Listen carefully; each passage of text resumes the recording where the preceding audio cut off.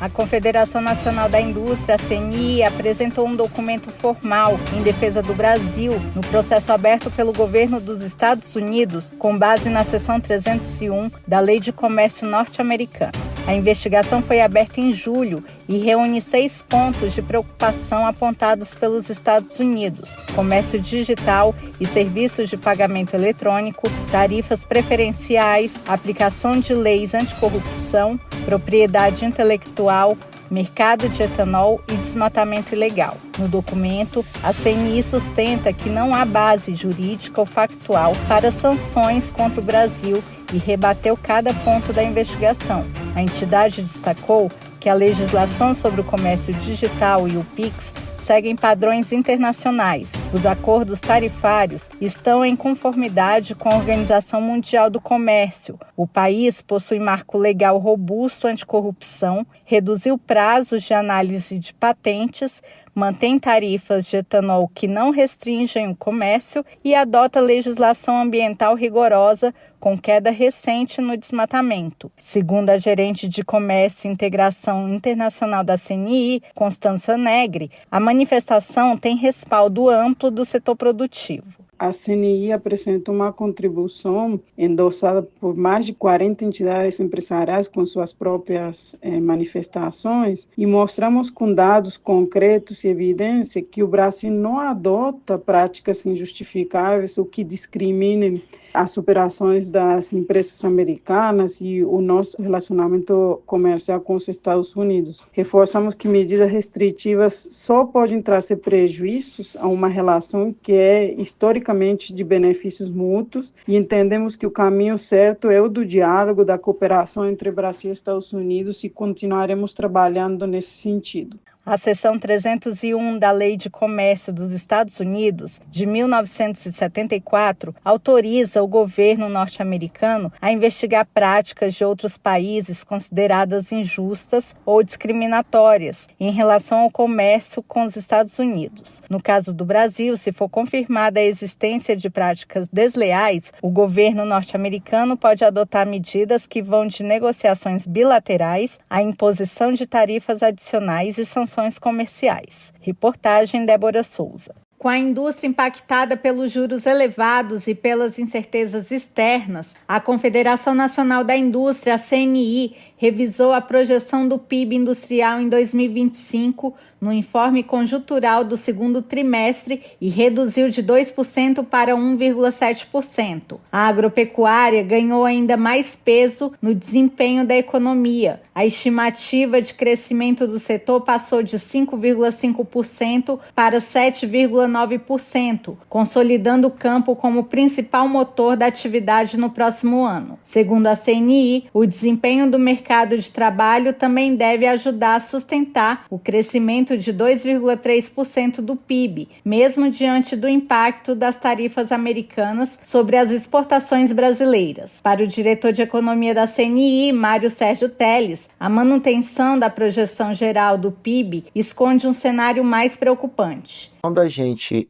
abre os números, aí sim a gente identifica um problema e uma composição pior. Para a indústria realmente está decepcionando. A composição não é tão positiva, a indústria está sofrendo muito, cada vez com projeção de crescimento menor. O PIB não se altera, porque a safra agrícola se mostrou até um pouco maior do que nós estávamos imaginando. O volume exportado pelo Brasil subiu 2% entre janeiro e julho, mas a queda nos preços reduziu o valor em dólares. Com isso, a CNI revisou para baixo a previsão de exportações em 2025, de 347 bilhões e 300 milhões de dólares para 341 bilhões e 900 milhões de dólares, recuo de 5 bilhões e 400 milhões de dólares. A indústria de transformação, que cresceu cresceu 3,8% em 2024, terá um avanço mais modesto neste ano, com expectativa de 1,5%. O resultado reflete juros elevados, aumento das importações e queda prevista nas exportações. Teles ressalta que a queda na projeção de crescimento da indústria está diretamente ligada ao desempenho da indústria de transformação, pressionada pelo avanço das importações. Um segmento que precisa ser muito olhado, porque tem uma concorrência muito grande com produtos importados, as importações estão crescendo enormemente, e aí mesmo com todas as políticas acertadas, o crescimento da indústria de transformação está se reduzindo muito em relação ao de 2024.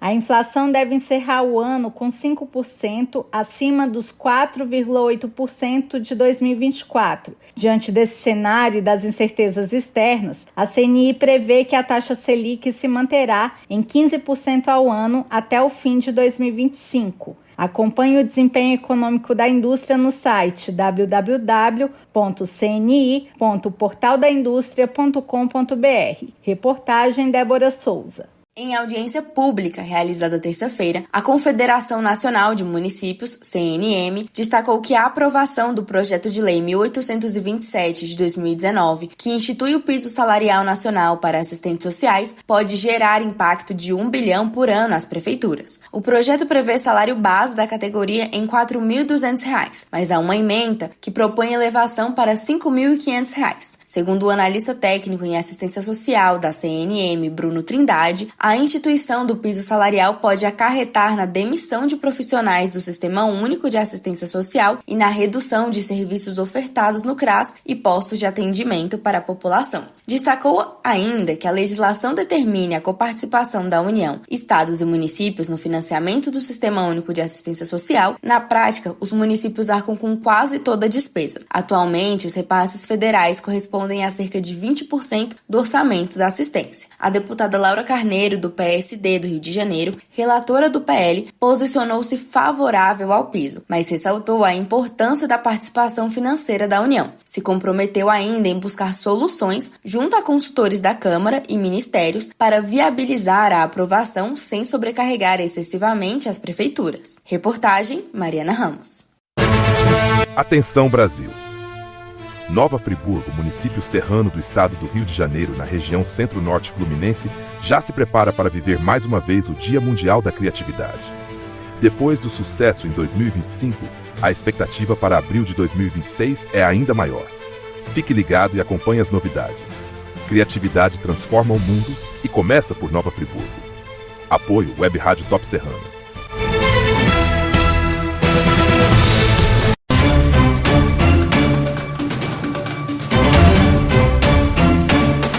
O Brasil vive uma situação fiscal delicada. Apesar de ter arrecadado 1 trilhão e 400 bilhões de reais apenas entre janeiro e junho deste ano, alta de 4,4% em relação a 2024, as receitas não conseguem acompanhar o crescimento acelerado das despesas obrigatórias, que já consomem mais de 90% do orçamento federal. Segundo a Instituição Fiscal Independente do Senado, o IFE, se nada for feito a partir de 2027, o país poderá enfrentar um colapso fiscal. Nesse cenário, todos os recursos seriam usados apenas para pagar aposentadorias, salários do funcionalismo, Bolsa Família, saúde e educação, restando zero para investimentos em áreas como infraestrutura, saneamento e transporte. O diretor da IFE, Alexandre Andrade, explica como esse desequilíbrio já afeta o orçamento. As despesas obrigatórias crescendo num ritmo muito acima das despesas discricionárias. E essas despesas obrigatórias vão comprimindo cada vez mais o espaço para as despesas discricionárias no orçamento. Isso traz muitas dificuldades porque vai obrigando o governo a comprimir cada vez mais as despesas discricionárias, mas cabe lembrar que dentro das despesas discricionárias estão algumas rubricas como o funcionamento da máquina pública, os investimentos governamentais. Então, no limite, não dá para comprimir abaixo de um certo valor mínimo. Diante desse quadro, a Confederação das Associações Comerciais e Empresariais do Brasil, a CACB, criou a plataforma Gasto Brasil, que mostra em tempo real como União, estados e municípios aplicam os recursos públicos. O presidente da Associação Comercial e Industrial de Uberlândia, Fábio Túlio Felipe, ressalta a importância dessa ferramenta. Essas informações elas nos dão subsídio para ampliar nossa capacidade de dialogar, de interagir com os governos, de defender políticas públicas mais eficientes, considerando as realidades que são confirmadas em números e que são diferentes em cada região, em cada cidade do país. O Gasto Brasil, dessa forma, ele permite a gente fazer esse acompanhamento, que pode levar às ações que podem beneficiar o setor produtivo e a sociedade como um todo. Todo mundo ganha com isso. De acordo com projeções, até 2035 a arrecadação federal deve cair de 18,3% para 17,7% do PIB, enquanto as despesas podem subir de 18,9% para 20,4%. Para especialistas, isso significa menos espaço para investimentos e maior endividamento do país. O gastobrasil.com.br está disponível online e pode ser acessado gratuitamente por qualquer cidadão interessado em acompanhar como o dinheiro público é utilizado. Reportagem Lívia Brás. Um estudo conduzido pela Fiocruz e pela Universidade Federal de Mato Grosso do Sul, UFMS, comprovou a eficácia da vacina contra a dengue TH003, conhecida como Qdenga em adolescentes. A pesquisa, realizada no Brasil durante a epidemia de dengue de 2024, que vitimou mais de 6 mil pessoas, foi publicada em 19 de agosto na revista científica The Lancet Infectious Diseases. A vacina é aprovada pela Agência Nacional de Vigilância Sanitária Anvisa para pessoas de 4 a 60 anos, fornecida pelo Sistema Único de Saúde SUS e atualmente tem a sua aplicação focada em adolescentes entre a idade de 10 a 14 anos. Com base em mais de 92 mil testes realizados em jovens dessa faixa etária no estado de São Paulo, os resultados apontaram que uma única dose da vacina oferece aproximadamente 50% de proteção contra casos sintomáticos e 67,5% de eficácia na prevenção de hospitalizações decorrentes da doença. A pesquisa também observou que a eficácia da primeira dose diminui após 90 dias, reforçando a necessidade de complementar o esquema vacinal com 2 doses. O estudo utilizou um método teste negativo, que cruzou dados da vigilância epidemiológica com registros de vacinação. Além disso, confirmou que a vacina é eficaz contra os sorotipos 1, o mais comum, e 2, que tende a ser mais grave, do vírus da dengue. Segundo dados do Ministério da Saúde, a situação epidemiológica apresenta queda de 75,07% nos casos, em comparação com o ano passado. Em 2024, foram registrados 6.167 óbitos por dengue, enquanto em 2025, até o momento, foram relatados 1.584 mortes. Entre os 27 estados, o Acre é o que apresenta maior crescimento no número de casos, à medida que outros registram redução. A dengue é uma arbovirose transmitida pela fêmea do mosquito Aedes aegypti, responsável por surtos frequentes no país, especialmente na temporada chuvosa de outubro a maio. Condições como urbanização acelerada, falta de saneamento básico e fatores climáticos agravam o cenário e favorecem a contaminação. Reportagem Mariana Ramos. A Política Nacional de Ordenamento Territorial avançou mais uma etapa rumo à implementação. Nesta terça-feira, 19 de agosto, o Ministério da Integração e do Desenvolvimento Regional apresentou a minuta do decreto que institui a política inédita no país. O documento ficará disponível para consulta pública de 1º de setembro a 15 de novembro. Segundo o diretor de Políticas de Desenvolvimento Regional e Territorial do MIDR, João Mendes, o processo de construção foi marcado pelo diálogo entre diferentes órgãos do governo federal. Essa reunião é um coroamento de um processo, que envolveu os 18 ministérios. A gente foi construindo esse texto conjuntamente, e hoje a gente chega nessa reunião, apresentando os elementos, que vão estruturar a nossa política nacional de ordenamento do território, com uma participação muito boa, Hoje, dos 18 ministérios estavam 16, e com baixíssima resistência, quer dizer, isso mostra que todos eles se viram retratados no texto que foi construído a muitas mãos. A Política Nacional de Ordenamento Territorial deverá orientar o uso e a ocupação do território brasileiro de forma coordenada, sustentável e justa. A proposta integra diferentes políticas públicas e níveis de governo, evitando sobreposições e conflitos entre estatais, além de estimular a cooperação entre União, estados, municípios, sociedade civil e setor privado. A expectativa é que o texto final seja concluído até fevereiro de 2026 e encaminhado à Presidência da República. Para mais informações sobre ações do Governo Federal em desenvolvimento regional, acesse mdr.gov.br. Reportagem Janaína Castro. Reúna os amigos e a família e vá ao Bona Pizza. O funcionamento é de segunda a segunda até às 10 da noite. Localizado na praça de alimentação do Friburgo Shopping, o Bona Pizza oferece pizzas doces e salgadas, lanches rápidos, sucos e refrigerantes. Bona Pizza do Shopping da Praça. Telefone com WhatsApp 2523 3025. 2523 3025.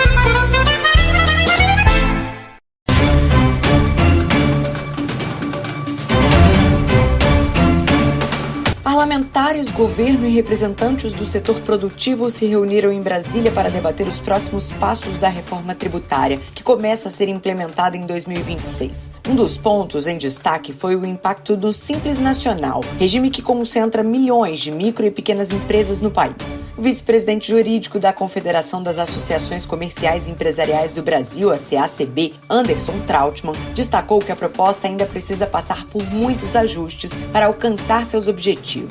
São inúmeros ajustes que ainda serão necessários durante a tramitação no Congresso Nacional para que a reforma tributária traga aquilo que se pretende: simplificação, redução da burocracia e incremento da competitividade das nossas empresas. No campo político, o deputado Joaquim Passarinho, do PL do Pará, destacou a importância do Comitê Gestor do novo Imposto sobre Bens e Serviços, que vai definir as alíquotas. Ele defendeu mais rapidez na regulamentação para que o sistema esteja pronto já na fase de transição. Já o deputado Domingos Sávio, presidente da Frente Parlamentar do Comércio e Serviços, alertou que a carga tributária precisa ser observada com atenção para evitar distorções e perda de competitividade para empresas de todos os portes. Nós que produzimos, geramos emprego, que geramos recursos para se desenvolver qualquer política pública nesse país, temos que compreender melhor essa reforma tributária, e eu entendo que dá tempo de corrigir alguns erros fundamentais, né? E principalmente de impedir que outros erros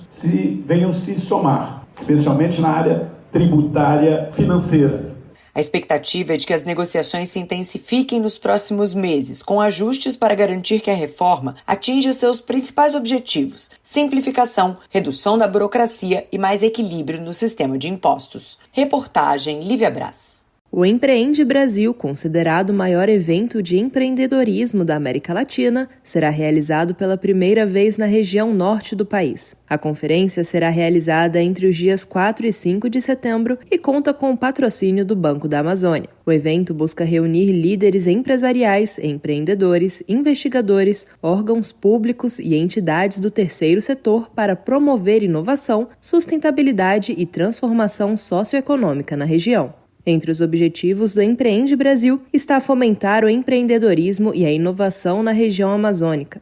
A ideia é conectar agentes de transformação para fortalecer a economia local e estimular práticas sustentáveis e inclusivas para empresários e gestores de pequenas, médias e grandes empresas a nível nacional. O Banco da Amazônia tem a missão de desenvolver uma Amazônia sustentável, com crédito e soluções eficazes, além de apoiar o desenvolvimento sustentável na região, com a oferta de linhas de crédito destinadas ao fomento à bioeconomia amazônica. O patrocínio do Banco da Amazônia ao Empreende Brasil reforça o compromisso da instituição com a sustentabilidade regional, levando em conta que o evento também tem o objetivo de estimular a geração de negócios com impacto socioambiental positivo. A conferência possui enfoque sustentável e social e busca trazer protagonismo para a região norte a partir de conteúdos de alto impacto, como gestão e estratégia, marketing e vendas, pessoas e cultura, entre outros temas. O Empreende Brasil Amazônia será realizado em Belém, no Pará, com uma programação extensa e a participação de diversos palestrantes.